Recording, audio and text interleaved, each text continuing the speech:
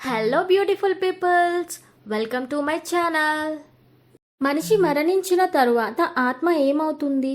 అసలు మనిషి చనిపోయిన తరువాత పునర్జన్మ ఉందా లేదా అనే ఈ సందేహాలు ఎప్పటికీ సమాధానం దొరకని ప్రశ్నలు.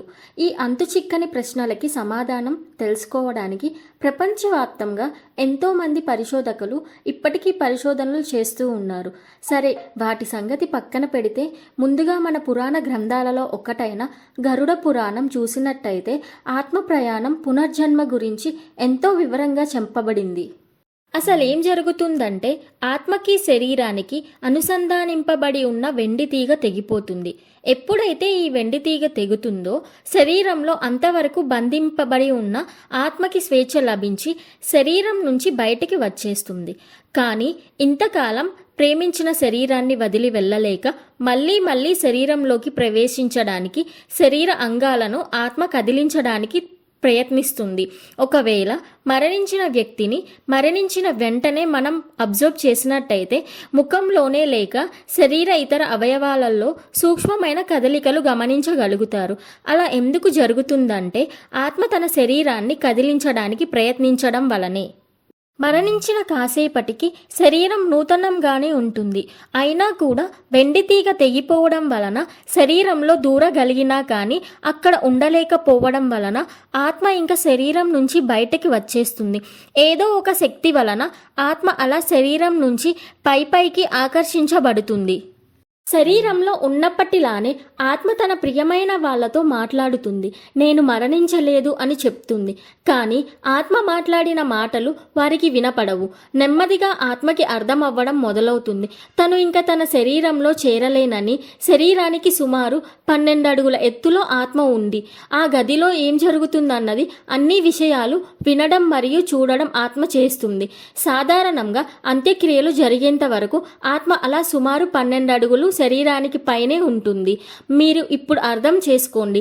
ఇకపై ఎప్పుడైనా అంత్యక్రియల కార్యక్రమం జరుగుతోంది అంటే అక్కడ ఆ శరీరానికి సంబంధించిన ఆత్మ ఉంది. అక్కడ జరుగుతున్న అన్ని విషయాలు చూస్తూ వింటూ ఒక సాక్షిభూతంగా ఉంటుంది. ఇక అంత్యక్రియలు కూడా ముగిశాక తన దేహానికి అంత్యక్రియలు చూసుకున్న ఆత్మ ఇక భూమిపై తన జీవనం లేదని మరియు తన పార్థివ దేహం పంచభూతాలలో కలిసిపోయిందని నిర్ణయించుకుంటుంది. అప్పటిదాకా తను దేహంలో ఉండడం వలన ఉన్న బంధాలన్నిటినీ పూర్తిగా విడవకపోవడం వల్ల ఇక ఆత్మకు పూర్తి స్వేచ్ఛ అనుభవంలోకి వస్తుంది. ఆత్మ తలుచుకున్నంత మాత్రాన ఎక్కడికైనా పోగల శక్తి వస్తుంది. తరువాత 11 రోజులు తన దేహంలో ఉండగా తిరిగిన ప్రదేశాలు, తనకిష్టమైన అన్ని ప్రదేశాలను, ఇష్టమైన వారిని తిరిగి చూసుకుంటూ ఉంటుంది. 11 రోజులు ముగిశాక తన కుటుంబానికి, ప్రియమైన వారికి వీడ్కోలు చెప్పుకొని భూమి దాటి గగనంలోకి వెళ్ళిపోతుంది.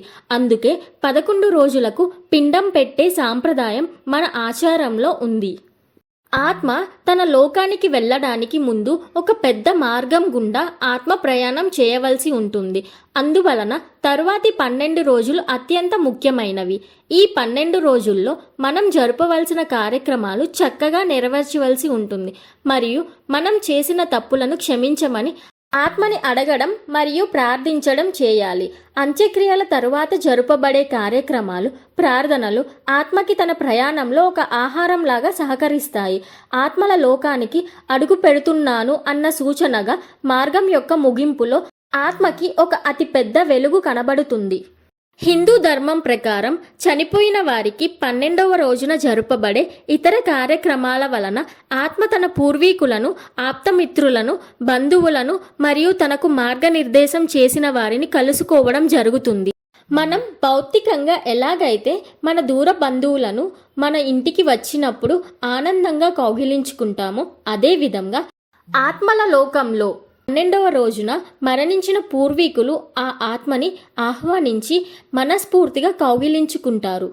ఆ తరువాత ఆత్మ యొక్క మార్గనిర్దేశకులు ఆత్మని తన భూలోకంలో బాధ్యత వహించిన సంఘటనలు సమీక్షించుకోవడానికి ఒక పెద్ద వెలుగు వంటి బోర్డు ఉన్న ప్రదేశానికి తీసుకువెళ్తారు. దీనినే కార్మిక్ బోర్డ్ అంటారు. ఈ బోర్డులో గత జన్మలో జరిగిందంతా చూపించబడుతుంది. జన్మకి మరుజన్మకి మధ్య 20 నుంచి 30 ఏళ్ళు పట్టవచ్చు, లేదా ఇంకా ఎక్కువ కాలం లేదా తక్కువ కాలం కూడా పట్టవచ్చు. మన తల్లిదండ్రులను మనమే ఒక్కొక్కసారి నిర్ణయించుకుంటాము. ఒక్కోసారి తల్లి గర్భంలో పిండం రూపుదిద్దుకుంటున్న సమయంలోనో, లేక గర్భం దాల్చిన 4 లేక 5 నెలలకో, లేక పుట్టడానికి కొంత సమయం ముందో ఆత్మ ప్రవేశించడం జరుగుతుంది. ఈ సృష్టి ఎంత అద్భుతమైనదంటే పుట్టే తేదీ, సమయం మరియు స్థలంను తగినట్టుగా గ్రహములు అమర్చబడతాయి. చాలామంది అనుకుంటూ ఉంటారు, నేను దురదృష్ట జాతకుడిని, నాకు అదృష్టం లేదని. కానీ ఈ అసలు విషయం ఏమిటంటే నీ జీవితం మొత్తం కూడా ఆత్మల లోకంలో తయారు చేసుకున్న జీవితమే అని నువ్వు అర్థం చేసుకోవాలి. ఒకసారి మరుజన్మ తీసుకున్నాక 40 రోజుల దాకా బిడ్డ తన గత జన్మకి సంబంధించిన జ్ఞాపకాలు అన్నీ కలిగి ఉంటుంది. అందువలనే ఒక్కోసారి సంబంధం లేకుండా నవ్వడము లేక ఏడవడం జరుగుతూ ఉంటుంది. 40 రోజుల తరువాత గత జన్మకు సంబంధించిన అన్ని జ్ఞాపకాలు ఆటోమేటిక్గా తుడిచిపోతాయి. అసలు నాకు గత జన్మ అంటూ ఒకటి ఉందా అన్నట్టుగా మారిపోతాము. అలా జరిగితే ఆత్మల పరిస్థితి భయంకరమైపోతుంది.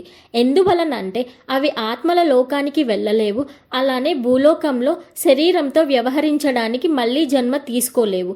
అందువలనే మన ప్రార్థనలు మరియు మరణించిన వారికి జరుపబడే కార్యక్రమాలు అతి ముఖ్యమైనవి. అలా చేయడం వల్ల ఆత్మలు తమ ప్రయాణాన్ని ప్రశాంతంగా సాగించి ఆత్మల లోకానికి వెళ్ళి చేరతాయి. హిందూ సాంప్రదాయంలో ఆ 12 రోజులు దేవాలయానికి వెళ్ళడం నిషిద్ధం అని ఉంటుంది. మనము మరణించిన వారిని కాపాడుటకు, వారు తమ గమ్యాన్ని చేరుటకు మనవంతు సాయం చేయడం కూడా ఎంతో ప్రాధాన్యమైనది. ఆత్మకి మరణం లేదు. మరణం అనేది అంతం కాదు, అది ఒక విడిది సమయం మాత్రమే. Thanks for watching. Stay tune for more.